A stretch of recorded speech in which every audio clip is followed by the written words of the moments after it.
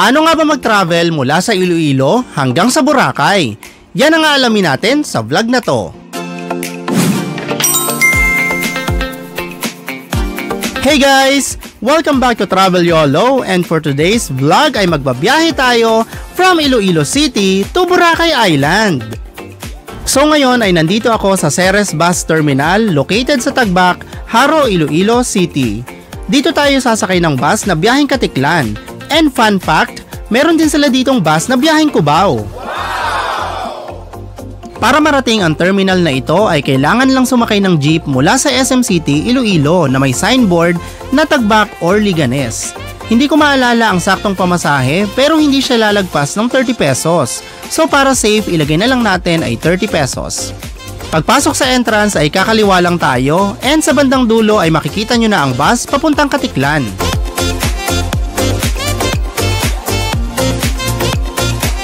Ang pamasahe dito ay 510 pesos and aabuti ng 5 to 6 hours ang biyahe.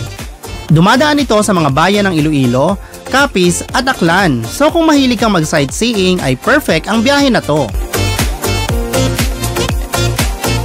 Meron nga pala itong isang stopover sa Mambusaw, Capiz, so meron kayong time bumili ng food and drinks at mag-CR.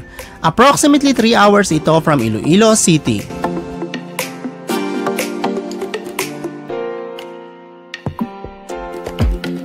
After 5 minutes ay umalis na ang aming bus at nagpatuloy na ng biyahe papuntang Katiklan.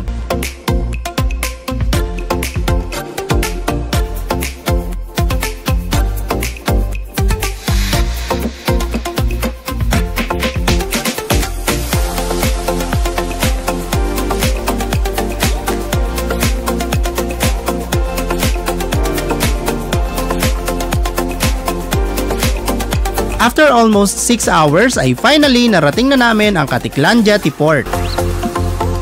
Pagdating dito ay nag-register muna ako, and then after ay pumila naman ako sa ticketing booth. Dito ay nagbayad ako ng 150 pesos environmental fee, 150 pesos terminal fee, at 50 pesos para sa boat. Total of 350 pesos. After kong magbayad ay dumiretso na ako sa loading area kung saan bibigyan tayo ng boat assignment at seat number. Huwag nyo itong iwawala dahil kokolektahin ang number na ito pagsakay nyo ng bangka.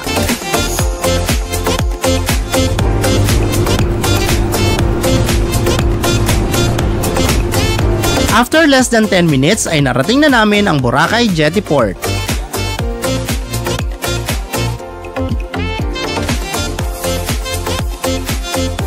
Struggle pa rin ako sa pagbubuhat itong malaking paleta. Mula naman dito ay sasakay tayo ng e-trike papunta sa hotel.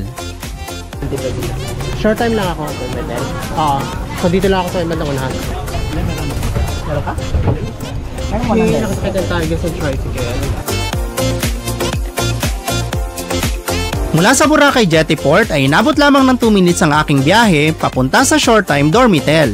Nagbayad ako ng 25 pesos. Kung napanood nyo na pala ang 5-day Boracay vlog ko last year ay tsak na pamilyar sa inyo ang Dormitel na ito dahil nagstay ako dito ng 1 day. Hello, good afternoon. I'm back. Charot.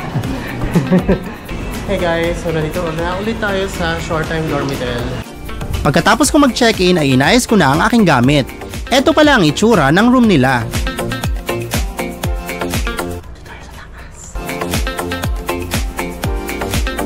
After ko magpahinga ay nag-decide na ako mag-dinner sa Jasper's. And for sure ay familiar din ito sa inyo kung updated kayo sa aking channel. Na-feature ko na din kasi ito last year sa aking Boracay vlog kung saan makakabili tayo ng affordable and quality food na malapit lamang sa D-Mall. Kung gusto nyo palang malaman kung magkano ang magagastos dito sa Boracay for 5 days, pwede nyo panoorin ang ginawa kong vlog last year. Complete ito with full expenses and itinerary. Nasa description ng video na to ang link. At kung kayo naman ay family na gustong mag-Boracay, stay tuned dahil may i-upload akong vlog very soon, good for 14 packs. And good news, may nakuha kaming accommodation with kitchen. Thank you so much guys for all your support. Please like and subscribe.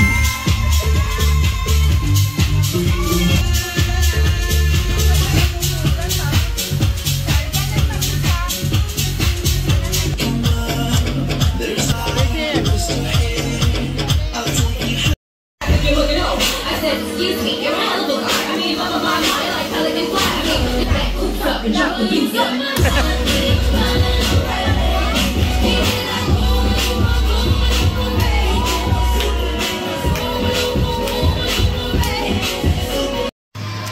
Hi guys! So, dinner muna tayo dito sa Pares Hilton and ito ang aking mga kasama.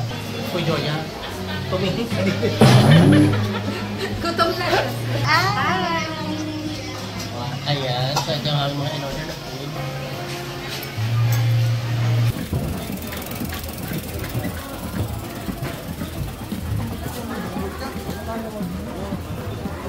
Mama Coco. Grabe yung sunburn. Uy, bibili na tayo Coco, Mama? Oh, may buko yan. Oo. Buko nga yan. Hindi yan masarap kasi mag-iinuman na. Oo, sasakit yan mo mamaya. Coconut plus drinks is not good for your health. Wala akong maging fertility. Ikaw, Tracy. Bibili rin ako. Bibili kayo? Oo, bibili. Tara, bili tayo. Bili tayo ng Coco Mama, guys. Coco Mama. Guys, nandito na ang ating Coco Mama. Yes, my favorite ice cream here in Boracay. With Tracy. Ay, naku, madi-demonetize tayo. Joya. Ayan, busy. Ina. Asan si Che? Hey, Che.